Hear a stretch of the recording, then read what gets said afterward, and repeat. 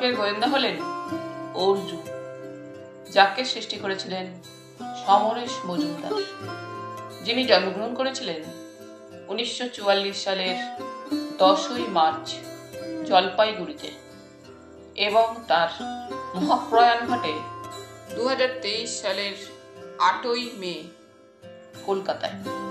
তার প্রতি গভীর শ্রদ্ধা নিবেদন করে শুরু করছি আজকের প্রথম গল্প, অর্জুন হতভম্ব।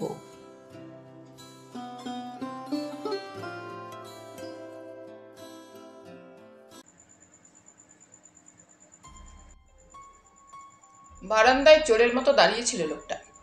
দরজা খুলে এক পলক দেখে অর্জুন জিজ্ঞেস করলো, বলুন কি দরকার? লোকটি পিটপিট করে তাকালো, তারপর হাত জোর করে কাঁদো কাঁদো গলায় বললে,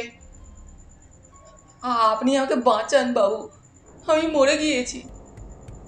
রোগা এবং বেটে লোকটির পরনে সস্তার শার্ট প্যান্ট, দেখলেই বোঝা যায় অবস্থা ভালো নয়। অর্জুন জিজ্ঞেস করলো, আমি যে আপনাকে বাঁচাতে পারি এ কথা কে বলল? আপনার কথা আমি আগেই শুনেছিলাম। আমার এক শালা রূপমায়া সিনেমাতে টিকিট ব্ল্যাক করে, ও আপনার খুব প্রশংসা করে। বাবু, আমি বড় বিপদে পড়েছি। লোকটি তখনও হাত জোর করে দাঁড়িয়ে। আপনার নাম কি? যজ্ঞেশ্বর মাইতি। কি করেন? লোকটি মুখ নামালো। বলতে সংকোচ হয়, তবু বলি, আমি চুরি করি বাবু। চুরি করেন? চোর? অর্জুন অবাক। আগে হ্যাঁ, কাজকর্ম পাইনি, পয়সাও নেই যে দোকান টোকান দেব, তাই চুরি করে পেট ভরাই। বাড়িতে বউ আর 2 ছেলে মেয়ে, মুখ দেখে তো কেউ খেতে দেবে না। আপনার বিপদটা কি? পুলিশ? না বাবু, চুরির জন্যে পুলিশ আমাকে ধরলে আপনার কাছে আসতাম না। রাস্তার দিকে চট করে তাকিয়ে নিল যোগেশ্বর। এখানে দাঁড়িয়ে বলা কি ঠিক হবে? কেউ যদি শুনে ফেলে? অর্জুনদের বাড়ি গলির একটু ভেতরে। গলিটা চওড়া, রিক্সা যাচ্ছে, মানুষজন হাঁটছে। একটা চোরকে বাড়ির ভেতর নিয়ে গিয়ে বসাতে প্রথমে ইচ্ছে হচ্ছিল না, পরে মত বদলে সে ডাকল, ভেতরে আসুন। যজ্ঞেশ্বর সন্তর্পণে ভেতরে ঢুকতেই চেয়ার দেখিয়ে দিল অর্জুন। বসুন। না না, আমি ঠিক আছি, আপনি বসুন বাবু। অর্জুন আর অনুরোধ না করে চেয়ার টেনে নিল।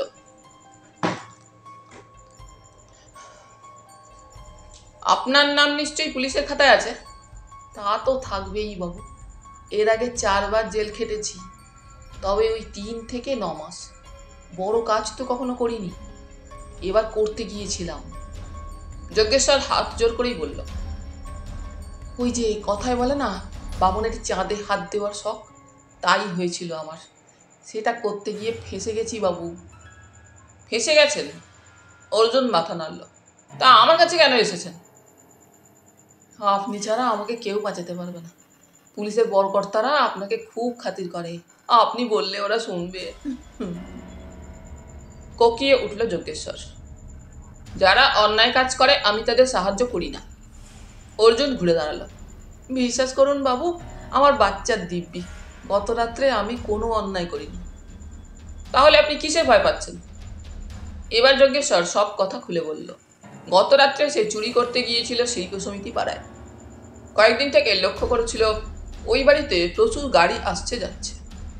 বাড়িটার সামনে পাঁচিল ঘেরা বাগান আছে। বাগানের গেট লোহার।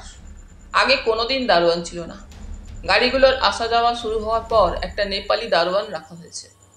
বাড়ির মালিক দীর্ঘকাল জলপাইগুড়িতে ছিলেন না।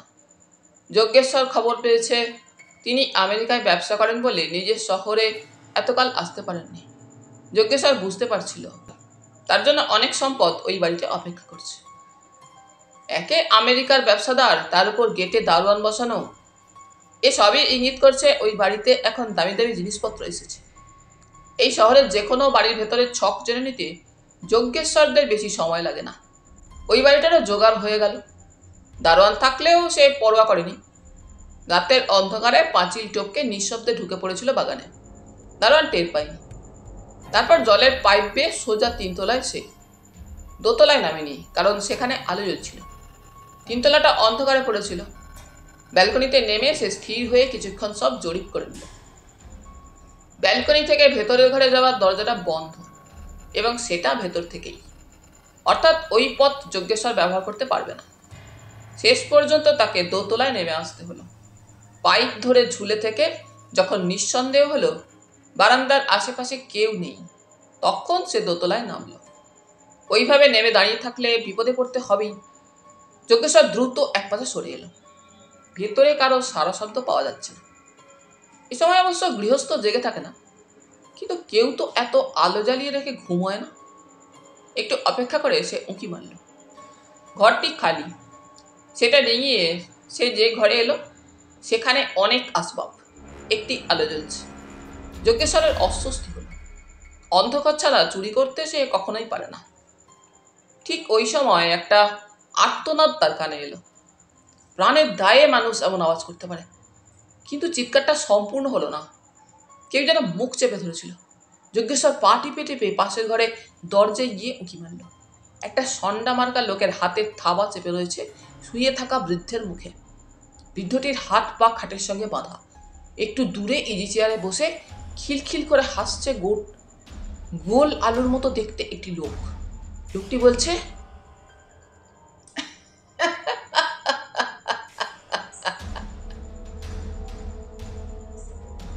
কেটে টুকরো টুকরো করে তিস্তায় ভাসিয়ে দেব। আমার সঙ্গে চালাকি? অষ্টধাতুর ব্রজগোপালের মূর্তিটা কোথায়? এখনো সুযোগ দিচ্ছি, বলে ফেলো। হাত সরাও। আমি জানি না। তুমি তো তোমার মায়ের শ্রাদ্ধের সময় আসোনি। এলে তখনই জানতে পারতে ওর মৃত্যুর 2 দিন আগে থেকেই মূর্তিটা নেই। সেই শোকে সেই সতীলক্ষ্মী হার্ট ফেল করলেন। সন্ডা মার্কা হাত সরাতে কোকিয়ে কোকিয়ে বললেন বৃদ্ধ। সঙ্গে সঙ্গে গোল আলু বলল, নাভিতে পিন ফোটা। সন্ডা মার্কা হুকুম তামিল করতেই আবার চিৎকার, আবার মুখ চেপে ধরা। গোল আলু এবার রেগে গেছে। ব্রজগোপালের অষ্ট ধাতু টাতু সব বাজে, ফালতু, আইওয়াস। ওর পেটের মধ্যে ছিল দামি হিরে। অনেকদিন আগে মুঘলদের কাছ থেকে ডাকাতি করে ওটা পেয়েছিল আমার পূর্বপুরুষ। পেয়ে লুকিয়ে রেখেছিল ও জিনিসটা ব্রজগোপালের পেটে। তুমি ছাড়া কেউ এ বাড়িতে ছিল না, অতএব না বলা পর্যন্ত তোমাকে আমি ছাড়ছি না। এসব কাণ্ড দেখে যজ্ঞেশ্বর বুঝল ভুল জায়গায় এসে পড়েছে। হাতের কাছে যা পাবে তাই নিয়ে কেটে পড়লেই বুদ্ধিমানের কাজ হবে। সে চটপট একটা আলমারি খুলল। জামা কাপড়ের ঠাসা। হঠাৎ তার মনে হলো বড্ড বেশি লোভী হয়ে পড়েছে। ওই সন্ডা মার্কার লোকটার হাতে পড়লে তার 12টা বেজে যাবে। সে দ্রুত ব্যালকনিতে বেরিয়ে এলো। ওই সময় একটা চেয়ারে তার পা ঠুকে যাওয়ার শব্দ হলো। সঙ্গে সঙ্গে ভেতর থেকে গোল আলু চিৎকার করে উঠল, কে কে ওখানে? আর কোনো দিকে না তাকিয়ে পাইপ বেয়ে নিচে নেমে বাগান পেরিয়ে পাঁচিল ডিঙিয়ে পালিয়ে এসেছে যজ্ঞেশ্বর। অর্জুনের বেশ লাগছিল একজন চোরের আত্মকাহিনী শুনতে।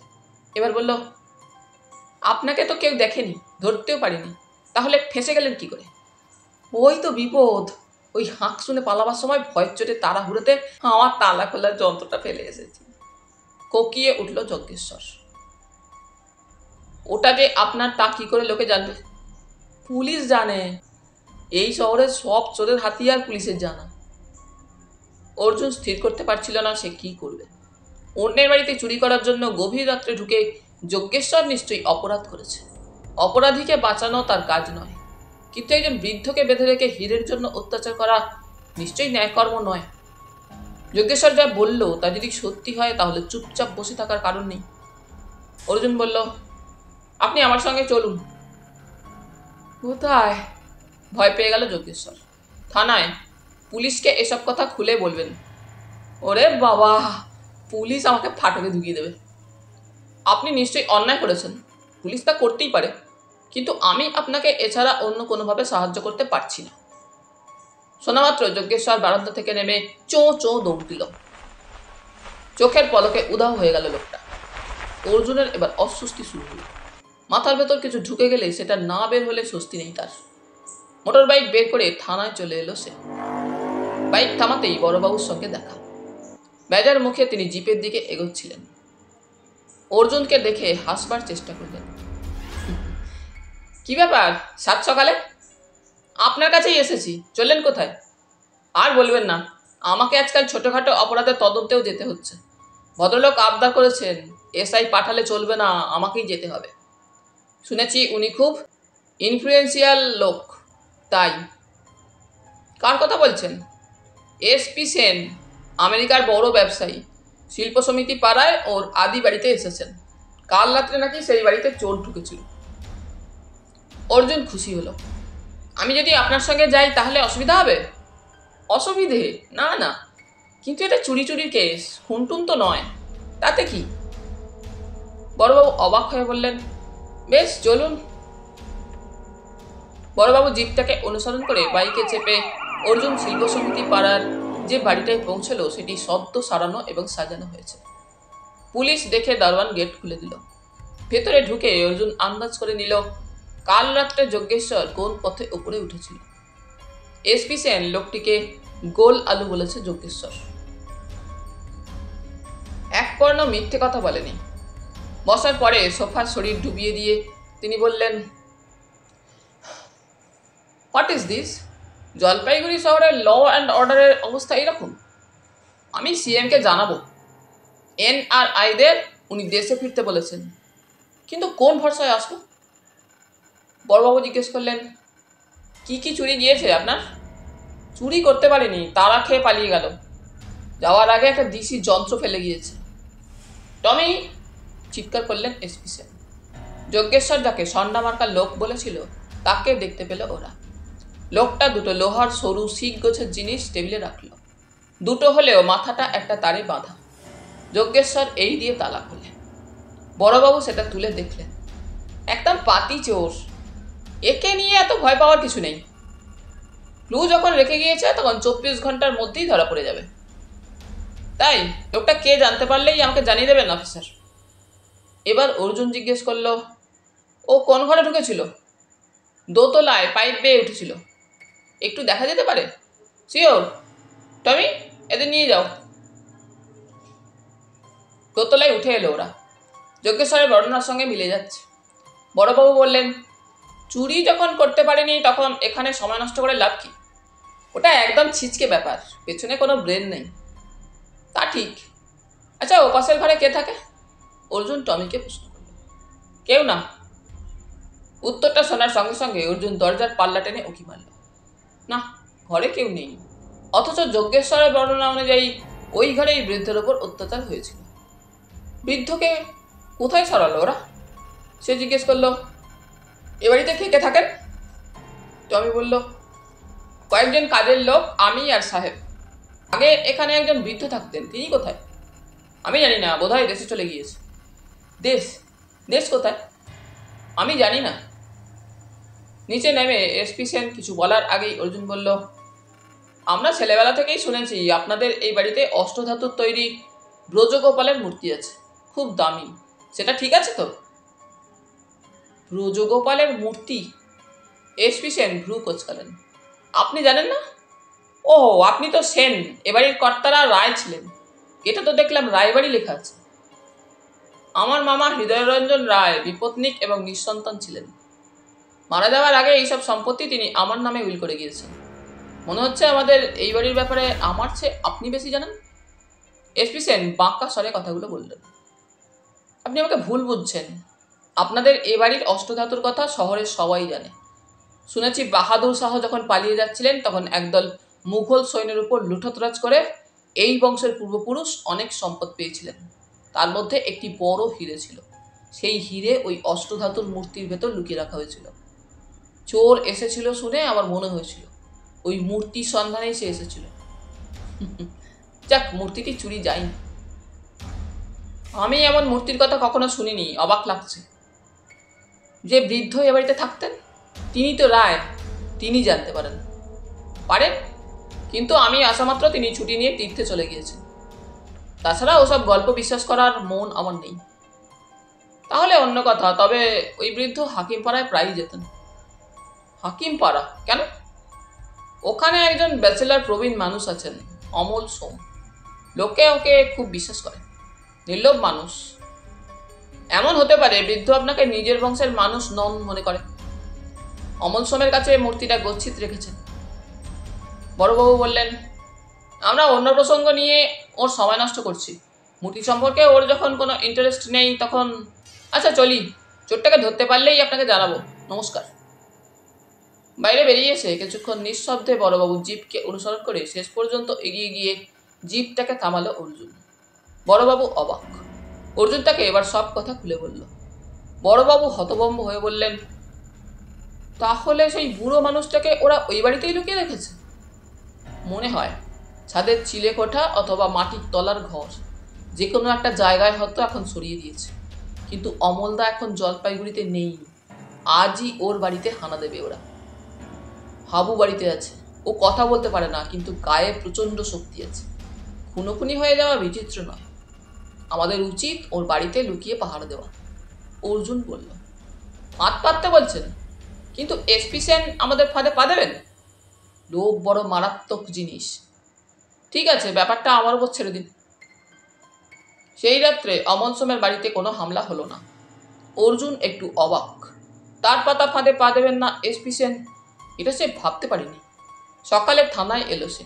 বড়বাবু বললেন, আপনার যজ্ঞেশ্বর হাওয়া হয়ে গিয়েছে। মানে? তার বউ বলেছে সে নাকি কাজকর্মের খোঁজে শিলিগুড়িতে গিয়েছে। অর্জুন বলল, আমি একটু ঘুরে আসছি, যজ্ঞেশ্বরের ঠিকানাটা দিন তো। যজ্ঞেশ্বরের ভাঙা টিনের বাড়ির দরজায় দাঁড়িয়ে ওর বউ বলল, কবে ফিরবে বলে যায়নি। টাকা পয়সা কিছু দিয়ে গেছে? হ্যাঁ। ওর তো হাতে টাকা ছিল না, দিল কি করে? একজন বুড়ো মানুষ এসেছিলেন ওর কাছে, রায়বাবু নাম, তিনি দিলেন। কবে এসেছিলেন? কাল সকালে। কিরকম দেখতে? খুব রোগা আর বুড়ো। বাড়ি ফিরে এসে অর্জুন বড়বাবুকে ফোন করলো। বড্ড বোকা বনে গেছি। এসপি সেন কাউকে বেঁধে রেখে অত্যাচার করেননি। সেই বৃদ্ধ বাইরে আর তার পরামর্শে যজ্ঞেশ্বর ওই বাড়ি থেকে অষ্টধাতুর মূর্তি চুরি করে একসঙ্গে উধাও হয়ে গিয়েছে। লোকটা আর পাতি চোর নেই, কিন্তু আমি বুঝতে পারছি না ও কেন আমার কাছে এলো। আমার কাছে আগ বাড়িয়ে মিথ্যে বলে ওর লাভ কি হবে? বড়বাবু বললেন, একদিনের জন্য আমরা ওর দিকে নজর দিতাম না, এটা কি ওর কম লাভ? বুড়োর সঙ্গে পালিয়ে যেতে পারলো, কিন্তু কোথায় পালাবে? অর্জুন রিসিভার নামিয়ে রাখলো। সে হতভম্ব। এখন শুরু হচ্ছে দ্বিতীয় গল্প, অর্জুন ও অদিতি।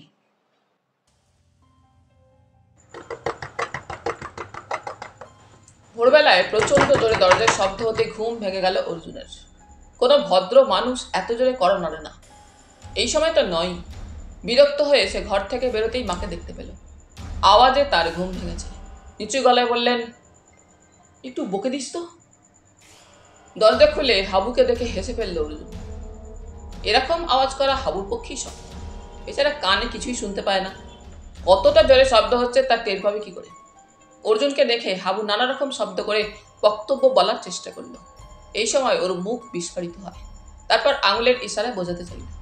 অর্জুন বুঝলো অমল সোমের বাড়িতে সাংঘাতিক কিছু ঘটে গেছে বলে হাবু তার কাছে ছুটে এসেছে। সে ইশারায় জানালো যত তাড়াতাড়ি পারে ওই বাড়িতে পৌঁছচ্ছে, কোনো চিন্তা না করতে। হাবুকে বিদায় করে সে তৈরি হয়ে নিল। মা চা এনে দিলেন। চা খেতে খেতে হাবুর কথাই ভাবছিল অর্জুন। বয়স হয়ে গেছে হাবুর, শরীর শীর্ণ হয়েছে। অমল সোম অবশ্য প্রতি মাসের 1 তারিখে হাবু যাতে বাড়ি আগলানোর টাকা পায় তার ব্যবস্থা করে রেখেছে। কিন্তু তিনি তো দীর্ঘকাল প্রবাসে। হাবু বিশ্বস্ত ভরতের মতো তার বাড়ি আগলাচ্ছে। মাঝে মাঝে অর্জুন ওখানে গেলে খুব খুশি হয় হাবু, চা বাড়িয়ে দেয়। এককালে প্রচণ্ড শক্তি ছিল হাবুর শরীরে। এখন তো প্রকৃতির নিয়মে যা হওয়ার তাই হয়েছে। লাল মোটর বাইক নিয়ে হাকিমপাড়ায় পৌঁছে গেল অর্জুন। হাবু বাড়ির গেটের সামনে দাঁড়িয়ে আছে। হাত মেরে ভেতরে আসতে বলে সে এগিয়ে গেল বাড়ির দিকে। বাগানে চমৎকার ফুল ফুটিয়েছে হাবু।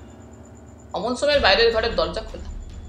সেখানে পৌঁছে হাবু ইঙ্গিত করলো ভেতরে যেতে, যেন অপরাধী ঘরের ভেতর রয়েছে। অর্জুন দেখলো বাইরের ঘরে কেউ নেই, মাঝখানের ঘরটি ফাঁকা। সে ভেতরের উঠোনে চলে আসতেই প্রশ্ন শুনল, কে? কি চাই? মহিলা কণ্ঠ। শুনে অবাক হয়ে মুখ ফেরাতেই যাকে দেখতে পেল তার পরিচয় সে জানে না। বছর 22-এর মেয়েটির পরনে জিন্স আর টপ, চুল পিঠের কিছুটা নেচে নেমে এসেছে। দেখতে বেশ ভালো, তবে লাবণ্য কম। আপনার পরিচয় জানতে পারি? প্রশ্নটা আমি আগে করেছি। তীরের মতো শব্দগুলো ছুটে এলো। আমি অর্জুন। সাবাস। মানে আপনি সেই সোম আঙ্কেলের শিষ্য?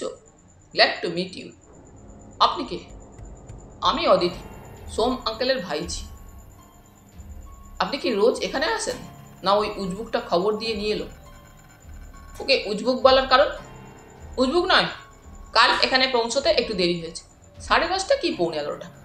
কিছুতেই দরজা খুলছিল না।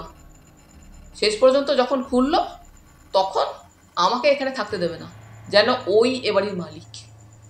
খুব খিদে পেয়েছিল, কিন্তু ও আমাকে কোনো খাবার সার্ভ করেনি। আজ ভোর থেকে ওকে খুঁজে পাচ্ছি না। আমি ওকে স্যাক করব। এরকম চাকর না রাখাই উচিত, উত্তেজিত গলায় বলল অদিতি। অর্জুন হেসে ফেলল। এই বাড়িতে কখনো কোনো মহিলাকে থাকতে দেখেনি হাবু, আপনাকে চেনেও না, অতএব ওর প্রতিক্রিয়া স্বাভাবিক। আর হাবুকে চাকরি দিয়েছেন অমলদা, অমল সোম। ছাড়াবার অধিকার শুধু তাঁরই আছে। অদিতি বারান্দার চেয়ারে গিয়ে বসল। শুনুন মশাই, আজ থেকে এই বাড়ির মালিক আমি। সোম আঙ্কেল এসব আমাকে গিফট করে দিয়েছেন। অর্জুন অবাক হলো। অমল সোমের মুখে সে কখনো কোনো ভাইজির কথা শুনিনি। সে বিড়বিড় করল, গিফট করে দিয়েছেন? বিশ্বাস হচ্ছে না? অমলদা এখন কোথায়? দিল্লিতে ছিলেন, তখনই আমাকে দেন।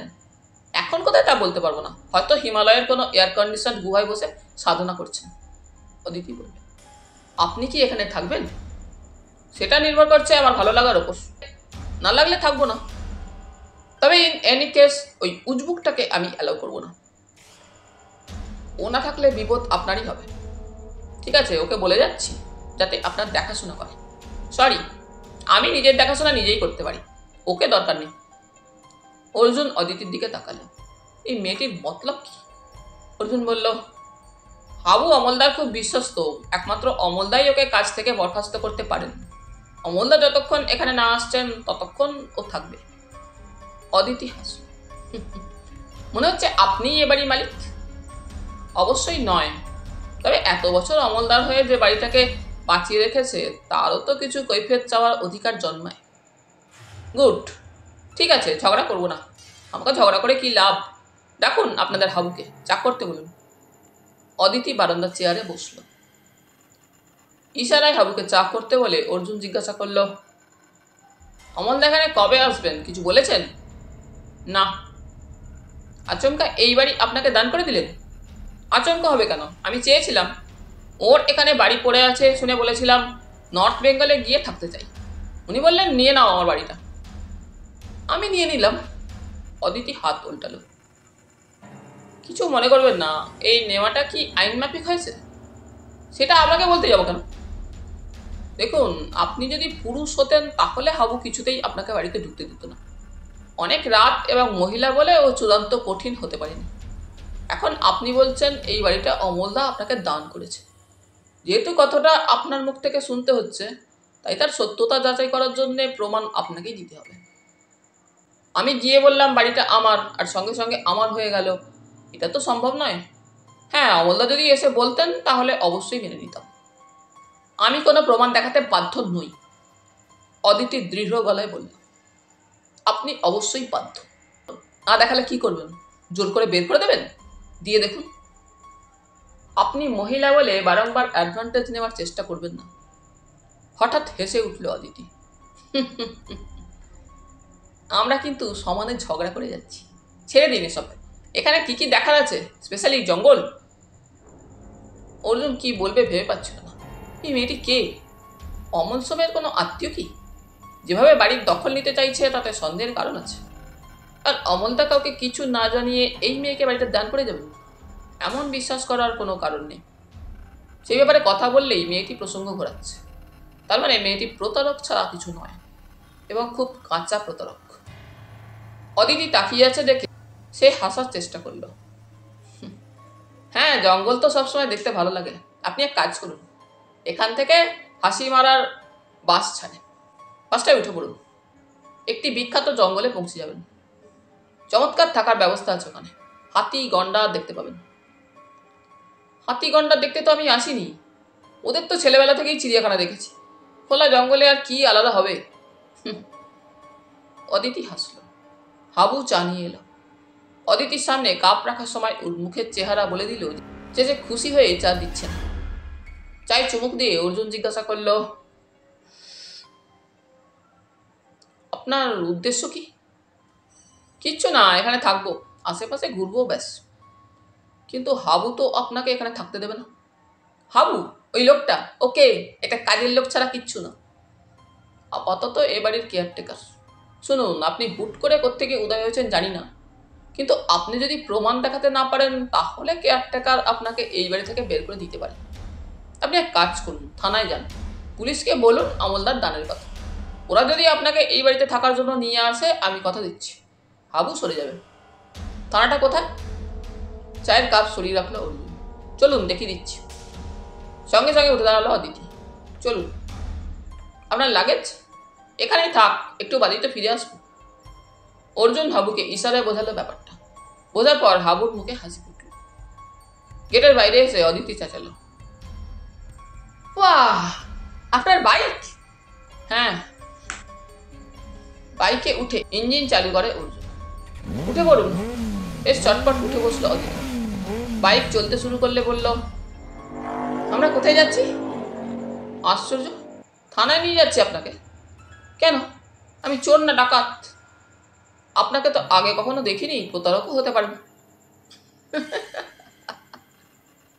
খিলখিল করে হাসলো অদিতি। সাবাস, এটা কি নদী? করলা। একটু দাঁড়াবেন? কেন? প্লিজ। অতএব অর্জুন দাঁড়ালো। বাইক থেকে নেমে দাঁড়ালো অদিতি। নিন। অর্জুন দেখলো তার মানি ব্যাগটা অদিতির হাতে। অদিতি হাসল। মাত্র 150 টাকা। অবশ্য সকালে কে আর বেশি টাকা নিয়ে বের হয়। সর্বনাশ। হাঁ হয়ে গেল অর্জুন। আপনি পকেট মারতেও পারেন? অ্যাপ্রিসিয়েট করুন। ব্যাগটা ফেরত দিল অদিতি। আপনি ঠিক কে বলুন তো? আমি অদিতি। সেটা বুঝলাম। কোথায় থাকেন, কি করেন? অবশ্যই এটা যদি আপনার প্রফেশন হয় তাহলে নিশ্চয়ই স্বীকার করবেন না। অর্জুন কথা শেষ করতেই পুলের নিচে নদীতে হৈ হৈ শুরু হয়ে গেল। একটি বালক পুলের থামের ওপর বসে মাছ ধরছিল। জলে পড়ে গেছে। সবাই পাড়ে দাঁড়িয়ে চিৎকার করছে, আর ছেলেটা খালি খাচ্ছে। অদিতি দ্রুত তার জুতো খুলল। তারপর পুলের রেলিং বেয়ে ওপারে পৌঁছে নিচে ঝাঁপ দিল। অর্জুন তখনও মোটর বাইকে বসে। সে চিৎকার করল, কি করছেন? ততক্ষণে অদিতির শরীর ছপং করে জলে পড়েছে। অর্জুন বাইক থেকে নেমে রেলিংয়ের ধারে গিয়ে দেখলো অদিতি সাঁতরে ছেলেটিকে ধরে ফেলেছে। তারপর তাকে টানতে টানতে পাড়ের দিকে নিয়ে যাচ্ছে। বাইক ঘুরিয়ে অর্জুন ওপারে পৌঁছে দেখলো সবাই হাততালি দিচ্ছে অদিতিকে। ছেলেটা প্রচুর জল খেয়ে ফেলেছিল। তাকে উপর করে শুইয়ে পিঠে চাপ দিয়ে অদিতি জলের অনেকটা বের করে দিতে সে সুস্থ হলো। ইতিমধ্যে খবরটা চাউর হওয়ায় পিল পিল করে লোকজন ছুটে আসছে অদিতিকে দেখতে। একজন মহিলা হাউমাউ করে কাঁদতে কাঁদতে অদিতির হাত জড়িয়ে ধরলেন। তুমি না থাকলে আমার ছেলে আজ মরেই যেত। অদিতি না বাঁচালে তার ছেলে আজ মরে যেত। অর্জুন দেখলো অদিতির পোশাক ভিজে একসা হয়ে গেছে। দুটো হাত বুকের উপর ভাঁজ করে কাঁপছে সে। অর্জুন চেষ্টা করলো ওর কাছে যেতে, কিন্তু ভিড়ের দেওয়াল ভেদ করতে পারল না। ইতিমধ্যে 3 জন মহিলা অদিতিকে নিয়ে চলে গেলেন পাশের বাড়িতে। জনতাই তাদের পথ করে দিল। সমস্ত ব্যাপারটা এত আকস্মিকভাবে ঘটলো যে অর্জুন কিছুক্ষণ স্তব্ধ হয়ে রইল। এই মেয়ে প্রতারক, পকেটমার, অথচ অজানা একটি বালকের জীবন বাঁচাতে জলে লাফিয়ে পড়তে দ্বিধা করলো না। হঠাৎ খেয়াল হলো অদিতির জুতোর কথা। সে বাইক ঘুরিয়ে জুতোর কাছে গিয়ে হতাশ হলো। জুতো দুটো নেই। ইতিমধ্যে যার প্রয়োজন সে চুরি করে নিয়েছে। এখন কি করা উচিত? যে বাড়িতে অদিতিকে ওরা নিয়ে গিয়েছে সেই বাড়ির সামনেও বেশ ভিড়। বোঝাই যাচ্ছে অদিতির ভেজা পোশাকের জন্যই ওকে নিয়ে গিয়েছেন মহিলারা। এই সময় একটা বাচ্চা ছেলে ছুটতে ছুটতে এসে বলল, দিদি দেরি হবে, আপনাকে চলে যেতে বলল। মাথা নাড়ল অর্জুন, তারপর বাইক চালু করল। বাড়িতে ফিরতে মা জিজ্ঞাসা করলেন, কি হয়েছে রে হাবুর? অর্জুন পুরো ব্যাপারটা মাকে বলল। মা ভাবতে বসলেন। আজকাল এই হয়েছে, যে কোনো বিষয়ের মধ্যে রহস্যের গন্ধ পেলে মা ভাবতে বসে। অর্জুন রসিকতা করে, তুমি এবার এটাকেই পেশা করো। মা ধমক দেন, থাম তো। তবু মা অনেকক্ষণ ভেবে টেবে বললেন, মনে হচ্ছে মেয়েটা খারাপ না। কেন মনে হচ্ছে? অর্জুন হাসল। তাহলে নিজের জীবন বিপন্ন করতো না। ও, তবে তোর অমলদাকে নিশ্চয়ই চেনে। তা তো বটেই। বেলা 11টার সময় দরজার শব্দ হতে মা খুললেন। অর্জুন নিজের ঘরে বসে কাগজ পড়ছিল। মায়ের উচ্ছ্বসিত গলা কানে আসছিল। একটু পরে মা তাকে ডাকলো, অর্জুন, এ ঘরে আয়। অর্জুন পাশের ঘরের দরজায় দাঁড়াতেই অদিতিকে দেখতে পেলেন। নিজের পোশাক ওর পরনে, শুকিয়ে গেছে ওগুলো। চেয়ারে বসে মায়ের সঙ্গে কথা বলছে। অর্জুনকে দেখে হাবু হাসি হাসি মুখে এগিয়ে এলো। হাত নেড়ে চোখ ঘুরিয়ে ইশারায় কিছু বলে যেতে লাগলো। মা বললেন, দেখলি আমি ঠিক বলেছি কিনা? কোনটা ঠিক বলেছ? মা অদিতিকে বললেন, তুমিই বলো। অদিতি উঠে দাঁড়িয়ে হাত জোর করল। নমস্কার, আমি অদিতি দত্ত। অমল সোমকে কাকা বলি, দিল্লিতে থাকি। আপনার কাছে পরিচয়টা সকালে দিইনি বলে দুঃখিত। এইটাই আপনার সঠিক পরিচয় কিনা কে জানে? অদিতি হাসল। বলতেই পারেন, আপনি তো হাবুর ভাষা বোঝেন না। ও কি বলছে বুঝতে পারছেন না? আপাতত না। না, অমল কাকা আমাকে বাড়ি দান করেননি। ওর সঙ্গে আবার বাদী হয়েছিল রাত্রে এসে এই বাড়িতে থাকবো, বলবো বাড়ির মালিক আমি। সবই ঠিকঠাক চলছিল, শুধু ওই বাচ্চাটা জলে পড়ে গিয়ে গোলমাল করে দিল। হ্যাঁ, আপনি ওভাবে ঝাঁপ দিয়ে ঠিক করেননি। ভাগ্যিস ওখানে জল গভীর ছিল। করলার সব জায়গায় তো কোমর জল, অ্যাক্সিডেন্ট হয়ে যেত। আমার ভাগ্য ভালো বলুন। আপনার জুতো? এ কি, জুতো কোথায় পেলেন? কেন, একজন এসে দিয়ে গেল, বলল, দিদি আপনার জুতো পুলের উপর পড়েছিল, নিন। তা এবার চলুন। কোথায়? এতক্ষণ হাবু আপনাকে ওই কথাটাই বোঝাতে চেয়েছে। আমরা গতকাল একই ফ্লাইটে দিল্লি থেকে এসেছি। অমল কাকা থেকে গিয়েছিলেন শিলিগুড়িতে, আমি চলে এসেছিলাম এখানে। আজ সকালে উনি জলপাইগুড়িতে এসেছেন। ওর কাছে সব জানার পর হাবু আমার উপর সদয় হয়েছে। অমলদা শহরে এসেছেন? অর্জুন উত্তেজিত। হ্যাঁ, মিথ্যে বলছেন না তো? মাসিমা দেখুন। অদিতি মায়ের দিকে তাকালো। মা বললেন, শোন, হাবু এখন এখানে থাক, আমি রান্না করে হাবুর হাত দিয়ে খাবার পাঠাবো, তুই যা দেখা কর। বাইকের পেছনে অদিতি বসলো। ইঞ্জিন চালু করে খেয়াল হলো, শুনুন, দয়া করে আমার পকেট মারবেন না।